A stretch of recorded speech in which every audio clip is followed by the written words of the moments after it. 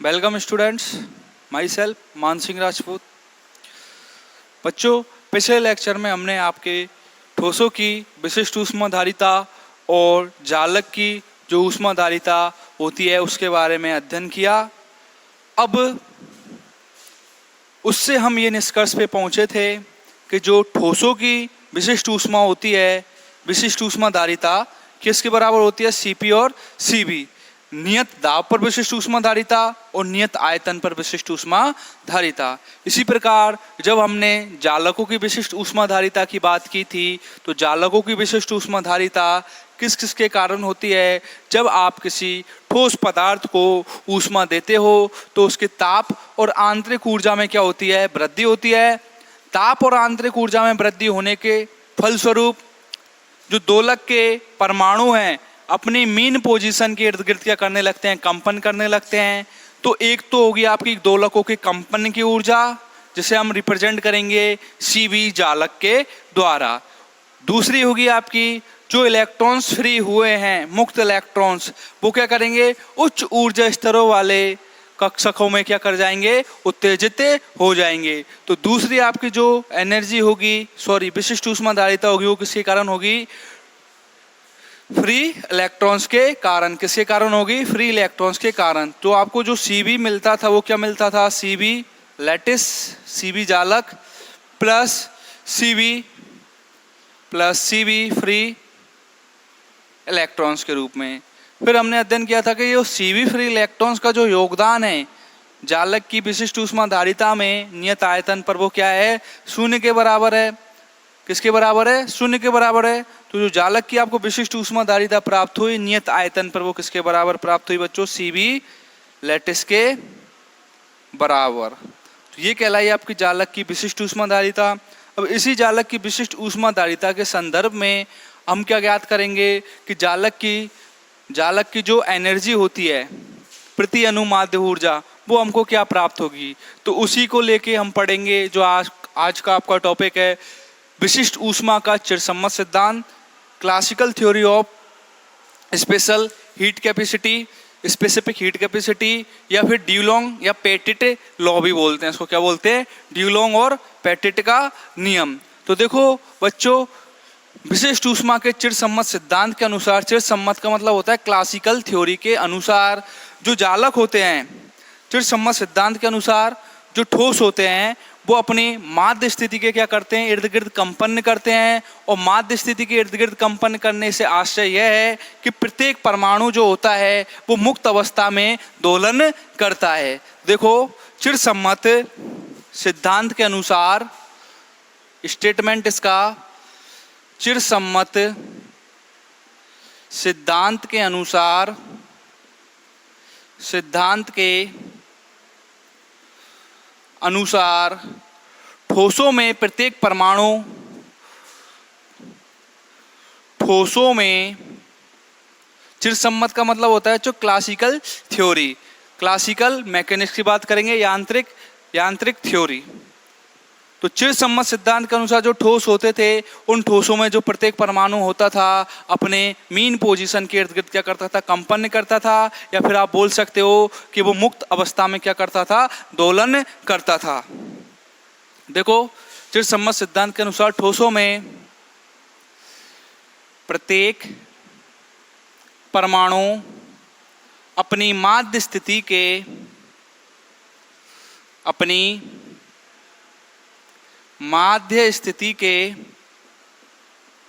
माध्य स्थिति का मतलब है जो मीन पोजीशन है, साम्य अवस्था की स्थिति के। कौन सी स्थिति बच्चों? साम्य अवस्था की स्थिति। तो चिरसम्मत सिद्धांत के अनुसार ठोसों में प्रत्येक परमाणु अपनी माध्य स्थिति के इर्द गिर्द मुक्त अवस्था में कंपन करता है। अर्थात, या फिर इन अदर्स वर्ड्स, दूसरे शब्दों में आप क्या कह सकते हो कि प्रत्येक परमाणु मुक्त रूप से कम कंपन आयाम वाले, कम कंपन आयाम वाले जो एटम्स होंगे, जो कंपन नहीं कर रहे हैं, उनका आयाम क्या होगा, बहुत ही कम। तो प्रत्येक परमाणु जो है कम कंपन आयाम वाले सरल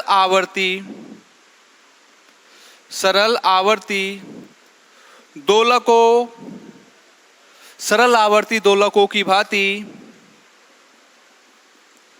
दोलन करता है। क्या करता है, प्रत्येक परमाणु जो होता है वो कम कंपन आयाम, अर्थात जो उसके कंपन होंगे उनका आयाम क्या होगा, बहुत ही कम कंपन आयाम वाले सरल आवर्ती दोलकों की भांति दोलन करता है। अर्थात क्या करता है, वो परमाणु सरल आवर्ती मोशन करता है, सिंपल हार्मोनिक मोशन करता है। और बच्चों हम जानते हैं किसी भी, यदि मैं 1D बॉक्स मानूं, एक विमीय बॉक्स की कल्पना करें हम, तो क्वांटम यांत्रिकी के अनुसार एक विमीय बॉक्स के लिए जो एनर्जी दी जाती है वो एनर्जी क्या होगी बच्चों आपकी, अर्थात एक विमीय बॉक्स के लिए, या फिर अर्थात ऐसा ही बोल सकते हो, अर्थात सरल आवर्ती दोलकों की जो ऊर्जा दी जाएगी किस रूप में दी जाएगी, अर्थात सरल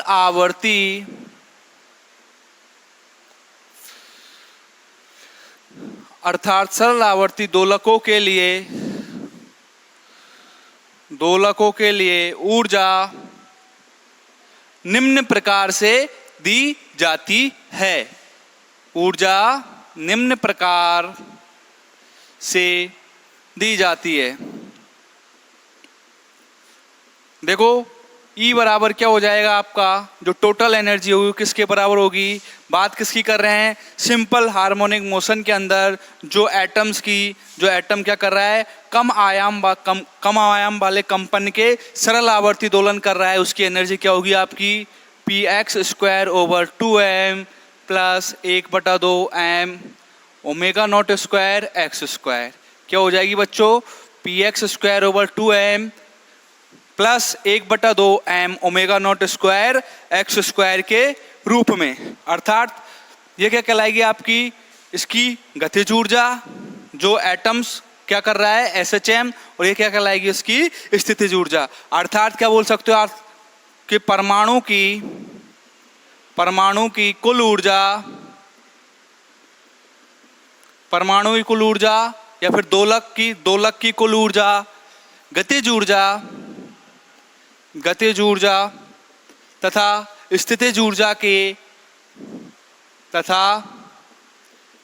ऊर्जा पोटेंशियल एनर्जी के योग के तुल्य होती है। ओके स्टूडेंट, तो एनर्जी किससे दी जाएगी आपकी, E बराबर px²/2m plus 1/2m omega naught square x²। अब हम कौन सी थ्योरी की बात कर रहे हैं, चिरसम्मत सिद्धांत की, अर्थात क्लासिकल थ्योरी की। तो क्लासिकल थ्योरी के अनुसार जो ये दोलक ऑक्सीलेट कर रहा है, इसके मध्य, या फिर हम बोल सकते हैं क्लासिकल मैकेनिक्स के अनुसार T ताप पर, कैपिटल T टेम्परेचर पर एनर्जी कैपिटल E व E+DE के मध्य जो दोलन हो रहे हैं, उनकी जो माध्य ऊर्जा दी जाएगी बच्चों, जो माध्य ऊर्जा वाले परमाणु की संख्या क्या हो जाएगी, एक्सपोनेंशियल की पावर, जो दोलकों की ऊर्जा दी जाएगी वो क्या होगी, e⁻⁻ के रूप में। तो देखो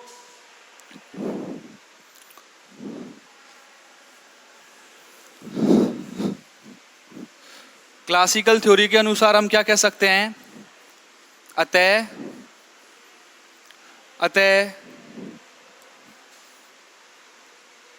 अतः क्लासिकल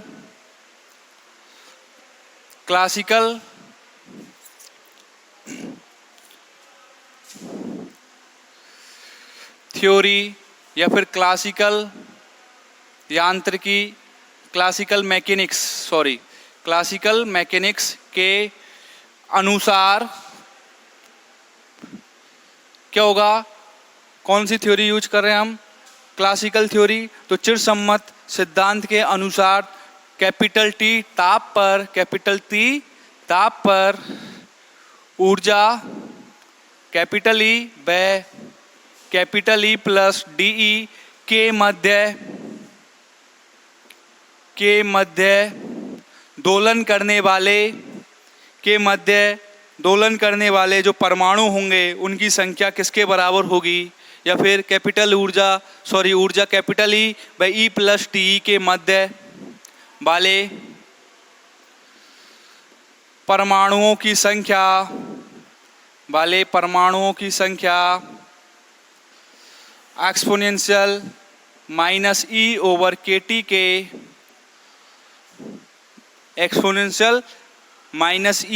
टी के समानुपाती होती है।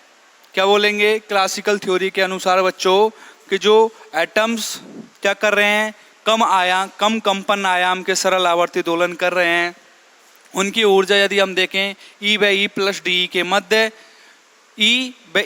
डी के मध्य दो बाउंड्री आपने निर्धारित कर दी कि इन दो बाउंड्री के मध्य, इन दो एनर्जी वैल्यूज के मध्य जो परमाणु ऑक्सीलेट कर रहे हैं उनकी जो संख्या होगी वो किसके बराबर होगी, एक्सपोनेंशियल माइनस ई ओवर के टी के समानुपाती होती है। अतः परमाणु दोलक की जो माध्य ऊर्जा निकालेंगे, जो टोटल परमाणु जो क्या कर रहे हैं, ऑक्सीलेट कर रहे हैं इन दो एनर्जी रेंज के मध्य, अतः उनकी जो माध्य ऊर्जा होगी वो बच्चों किसके बराबर होगी, अतः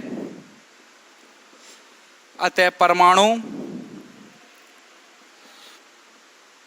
दोलक की माध्य ऊर्जा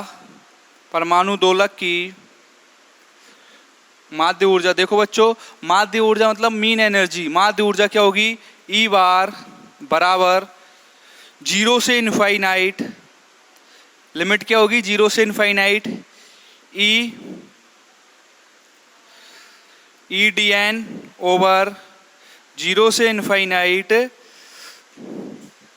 डी एन, क्या हो जाएगी 0 से इनफाइनाइट ई डी एन, जहां पर ये आपका हो जाएगा समीकरण नंबर 2। यहाँ जो डी एन है ताप टी पर ऊर्जा ई व ई प्लस डी के मध्य वाले परमाणुओं की संख्या को क्या करता है, व्यक्त करता है। डी एन क्या व्यक्त करता है आपका, ताप टी पर ऊर्जा ई व ई प्लस डी के मध्य वाले परमाणु की टोटल कितनी संख्या है उसके मान को क्या करेगा, व्यक्त करेगा। तो देखो बच्चों आपके पास समीकरण नंबर 1 से किसका मान है, ई का, तो ई का मान यहाँ पे उठा के रख दोगे समीकरण नंबर 1 से समीकरण नंबर 2 में मान रखोगे तो क्या प्राप्त होगा आपको, समीकरण 2 से मान समीकरण नंबर 1 में रखने पर। तो देखो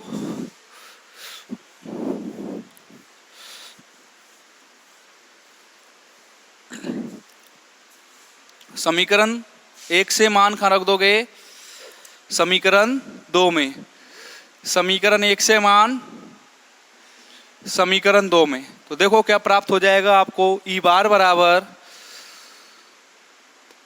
बराबर क्या है बच्चों, 0 से इनफाइनाइट, जो लिमिट है आपकी क्या है 0 से इनफाइनाइट, ई की वैल्यू क्या थी आपकी P x square over 2m plus 1/2 m omega naught square x square, m omega naught square x square over 0 से इनफाइनाइट, और dn की वैल्यू क्या है आपकी, dn क्या रिप्रेजेंट कर रहा है, ऊर्जा ई व ई प्लस डी के मध्य वाले परमाणुओं की संख्या को। तो देखो ये क्या हो जाएगा, एक्सपोनेंशियल, ये भी देखो ये क्या रिप्रेजेंट कर रहा है, एनर्जी को। तो एनर्जी समीकरण नंबर 1 वाली एनर्जी यहाँ पे वापस पुट करोगे एक्सपोनेंशियल वाली टर्म में, तो देखो क्या हो जाएगा minus P x square over 2m k T plus, देखो ये एनर्जी का जो मान प्राप्त हुआ है ये वाला वापस से कहाँ पुट करोगे एक्सपोनेंशियल के अंदर ई के स्थान पर, तो क्या हो जाएगा minus P x square over 2m k T minus 1/2 m omega naught square x square over के टी और क्या हो जाएगा ये, देखो x और px के, x और px के रूप में है, तो परिवर्तन किसके रूप में होगा, dx और dpx, किसके रूप में होगा, dx और dpx। इसी प्रकार नीचे क्या है आपका, 0 से इनफाइनाइट इंटीग्रेशन dn, जो किसके बराबर होगा, एक्सपोनेंशियल माइनस ई ओवर के टी के बराबर। तो देखो क्या हो जाएगा, exponential minus P x square over 2m minus P x square over 2m minus 1/2m omega naught square x square over के टी और डी पी एक्स और डी एक्स के बराबर।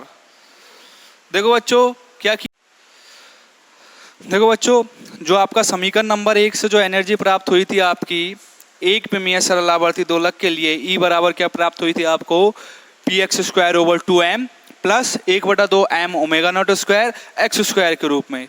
अब क्लासिकल थ्योरी के अनुसार जो टेम्परेचर T पर जो ऊर्जा E व E प्लस डी के मध्य वाले टोटल जो परमाणु हैं उनकी संख्या किससे दी जाती है, एक्सपोनेंशियल माइनस ई ओवर के टी के रूप में।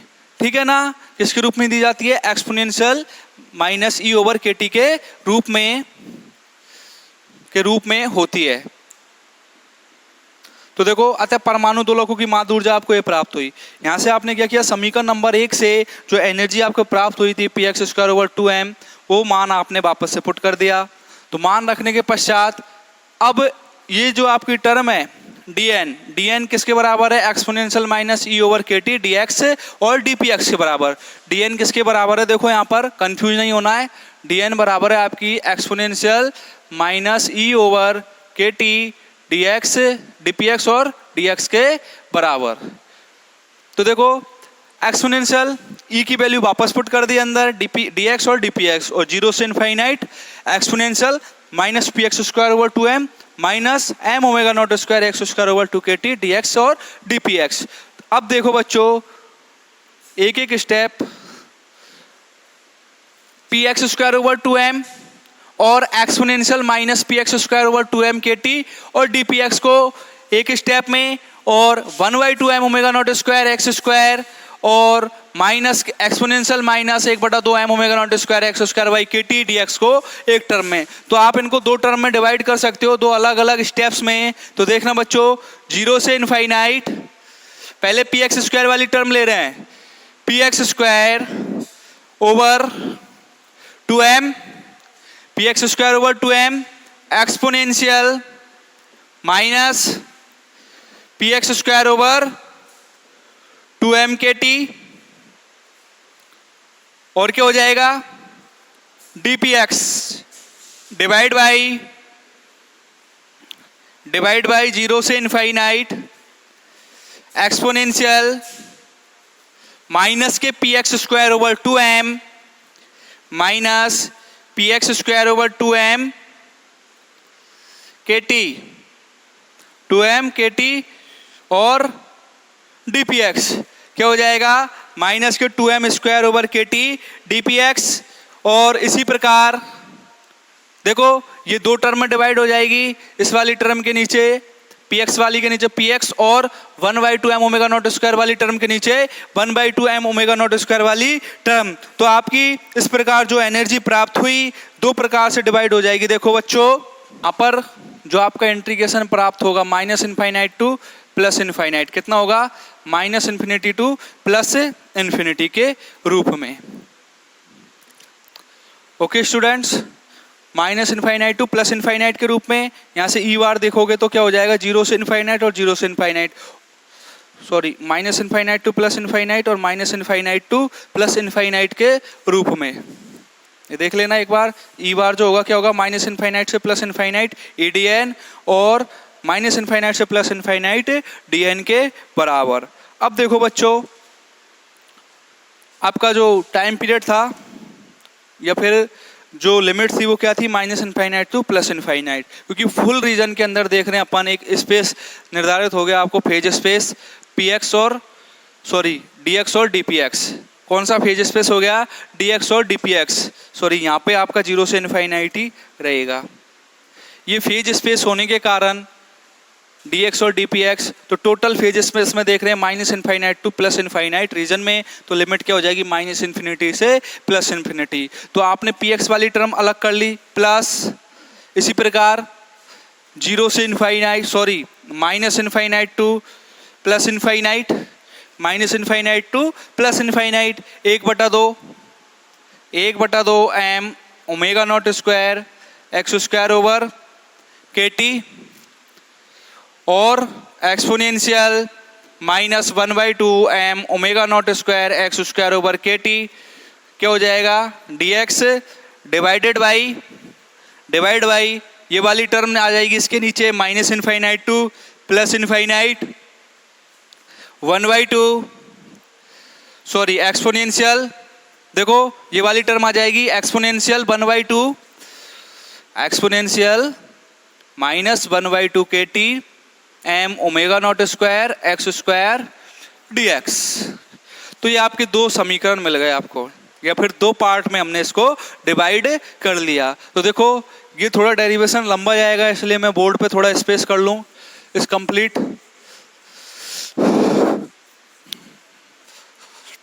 अब आप इसको मान लो समीकरण नंबर 3 बच्चों, किसको मान लो समीकरण नंबर 3, क्या हो जाएगा ये समीकरण नंबर 3, और समीकरण नंबर 3 की ये वाली स्टेप मान लो स्टेप ए और लास्ट वाली मान लो स्टेप बी। तो हम इनको स्टेप बाय सॉल्व करेंगे, अब पहले स्टेप ए और फिर स्टेप बी सॉल्व करके और समीकरण नंबर 3 में क्या रख देंगे वापस से वैल्यू पुट कर देंगे। तो देखना बच्चों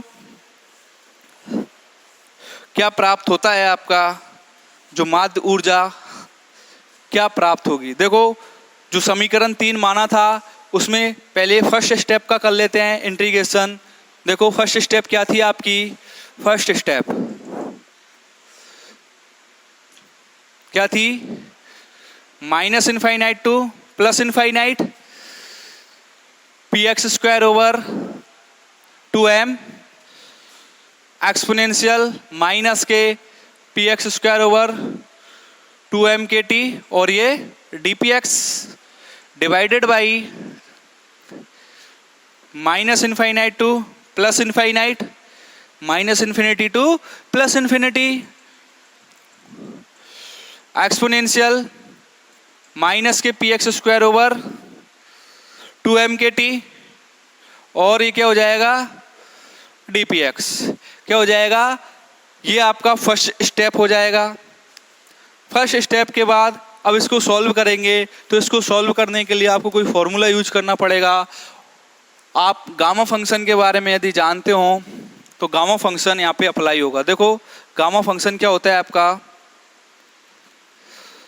गामा फंक्शन, देखो गामा फंक्शन क्या हो जाएगा, ये होता है 0 से इनफाइनाइट एक्स की पावर m e की पावर माइनस अल्फा एक्स की पावर n dx बराबर 1/n gamma m plus 1/n और अल्फा की पावर m प्लस 1/n।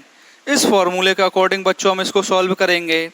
इस स्टेप को फॉर्मूला क्या है आपका, गामा फंक्शन 0 से इनफाइनाइट, कौन सी रेंज में लगता है 0 से इनफाइनाइट, एक्स की पावर m e की पावर माइनस अल्फा एक्स की पावर n dx बराबर 1/n gamma m plus 1/n और अल्फा की पावर m प्लस 1/n। तो देखो कंपेयर करो इसको बच्चों, तो इसको मैं इस रूप में लिख सकता हूँ, इस वाले स्टेप को हम किस रूप में लिख सकते हैं, 2 times 0 to infinite 2 times 0 to infinite px square over 2m exponential minus px square over 2m k T,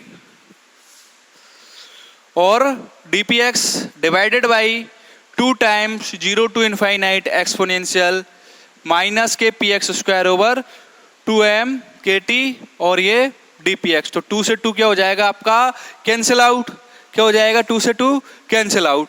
अब कंपेयर करके देखो बच्चों x की पावर m, देखो px स्क्वायर और ये px स्क्वायर की फॉर्म में, px और px की फॉर्म में। तो देखो कंपेयर करूं यदि मैं फॉर्मूले से ऊपर वाली टर्म को, तो यहाँ पे देखो 1/2m पहले बाहर निकाल दो, 1/2m बाहर निकाल दिया, अंदर क्या बच जाएगा आपका 0 to infinite P x square exponential minus, देखो एक बार मैं आपको करना सिखा रहा हूँ कि गामा फंक्शन आप कैसे यूज करोगे, फिर सेकंड वाले टर्म में हम इतना कॉमन लेके नहीं करेंगे, नहीं तो काफी लंबा हो जाएगा। तो आप 1/2m पहले बाहर निकालो, 0 to infinite P x square exponential minus P x square over 2m k t और ये D P x divided by 0 से infinite exponential minus P x square over 2m k t और ये डी पी एक्स। अब gamma function वाले फॉर्मूले से आप कंपेयर कर लो इसको, तो देखो ऊपर वाले टर्म में जब गामा फंक्शन लगाओगे तो m का वैल्यू क्या है बच्चों आपका 2, देखो x की पावर m और पी एक्स स्क्वायर कितना वैल्यू है m का 2 और n का वैल्यू कितना है आपका, n का वैल्यू भी कितना है 2। अल्फा क्या हो जाएगा, पी एक्स को छोड़ के बाकी जो टर्म है वो क्या हो जाएगी आपकी अल्फा, तो अल्फा बराबर क्या हो जाएगा 1/2m के टी। तो देखो यदि मैंने कंपेयर किया, कंपेयर करने के पश्चात मुझे क्या मिला, गामा फंक्शन से कंपेयर किया तो m बराबर क्या मिला 2, देखो पी एक्स स्क्वायर से कंपेयर करो x की पावर m 2 मिल गया, n बराबर भी कितना मिल गया आपको 2, देखो e की पावर माइनस अल्फा की पावर n, तो P x square over 2m k t और अल्फा क्या मिल गया बच्चों 1/2m के टी। तो फॉर्मूला लगा दो ऊपर, देखो क्या हो जाएगा 1/2m क्या है फॉर्मूला 1/n, n की वैल्यू कितनी है 2, तो 1/2 गामा m प्लस 1/n, तो गामा m प्लस 1 तो 2 प्लस 1/2, तो क्या हो जाएगा गामा 3/2, क्या हो जाएगा गामा 3/2 और अल्फा की power m plus 1/n, alpha की पावर क्या है m प्लस 1/n, तो अल्फा क्या है आपका 1/2m के टी की पावर 3/2। ये तो ऊपर वाला सॉल्व हो गया। इसी प्रकार नीचे कंपेयर करोगे तो m का वैल्यू क्या मिल रहा है बच्चों आपको, नीचे कंपेयर करने पर m का वैल्यू 0, n का वैल्यू 2 और अल्फा का वैल्यू सेम। तो देखो नीचे फॉर्मूला अप्लाई करोगे तो क्या हो जाएगा, वही 1/n 1/2 gamma m plus 1/n, m की वैल्यू क्या है आपकी 0, तो क्या हो जाएगा गामा 1/2 और अल्फा की पावर, अल्फा क्या है 1/2m के टी की पावर 1/2। तो ये आपकी फर्स्ट स्टेप सॉल्व हुई। तो देखो गामा 3/2 और गामा 1/2 की वैल्यू क्या होती है आपकी, गामा 3/2 और गामा 1/2 की वैल्यू क्या हो जाएगी बच्चों आपकी, देखो चूंकि गामा 3/2 होता है आपका 1/2 गामा 1/2 और गामा 1/2 की वैल्यू होती है आपकी बच्चों रूट पाई, क्या होती है रूट पाई। तो देखो क्या हो जाएगा, ऊपर वैल्यू पुट करो पहले या फिर इधर चलते हैं, डेरिवेशन थोड़ा लंबा जाएगा बच्चों, तो एक एक स्टेप देखते हुए चलना।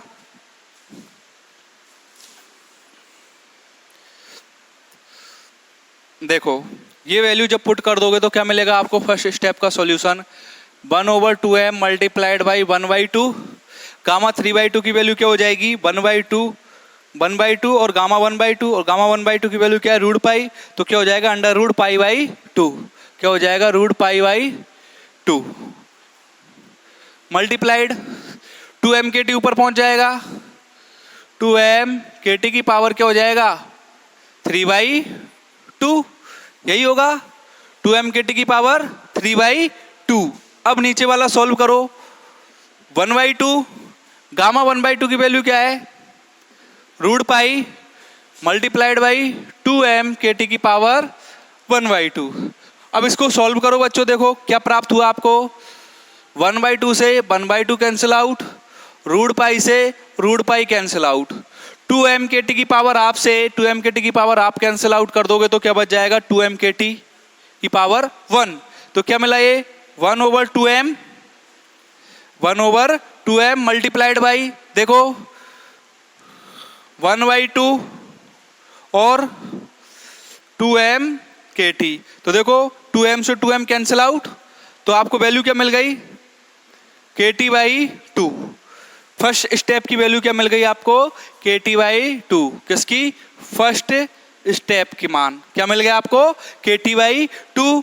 इसी प्रकार बच्चों हम सेकंड स्टेप के लिए, सेकंड स्टेप आपका क्या था, सेकंड स्टेप था आपका 0 टू इनफाइनाइट या फिर minus infinite to plus infinite. और देखना बच्चों, एक बात और ध्यान रखने योग्य बात है, जो मैंने पहले लिमिट मानी थी 0 से इनफाइनाइट ही मान सकते हो आप माध्य ऊर्जा के लिए, ठीक है ना। क्या मान सकते हो, 0 से इनफाइनाइट। जो हमने शुरू में क्या माना था, ई बार बराबर क्या माना था, 0 to infinite e d n over 0 to infinite d n, यही लिमिट मानी थी। अब ये लिमिट माइनस इनफाइनाइट से प्लस इनफाइनाइट में कैसे चेंज हो गई, क्योंकि जो इस बात कर रहे थे वो किसकी कर रहे थे, dpx और dx की। ये आपके रिप्रेजेंट करते हैं फेज स्पेस को, किसको, फेज स्पेस को। और फेज स्पेस की बात आती, कौन से स्पेस की बात आ जाती है, माइनस इनफाइनाइट से प्लस इनफाइनाइट वाले रीजन की। फिर हमने गामा फंक्शन अप्लाई किया, तो ये 2 टाइम्स 0 टू इनफाइनाइट और 2 टाइम्स 0 टू इनफाइनाइट, तो 2 से 2 कैंसिल आउट हो गया और वापस से लिमिट क्या हो गई, 0 टू इनफाइनाइट और 0 टू इनफाइनाइट। तो उसका उतना कुछ फर्क नहीं पड़ा लिमिट का, जो minus infinite to plus infinite हुआ था ओनली किसी कारण हुआ था, फेज स्पेस के कारण। देखो बच्चों, जो आपका सेकंड स्टेप है उसका सॉल्यूशन हम अगले लेक्चर में देखेंगे, इससे आगे कंटिन्यू देखेंगे। आज के लिए बच्चों इतना ही, धन्यवाद।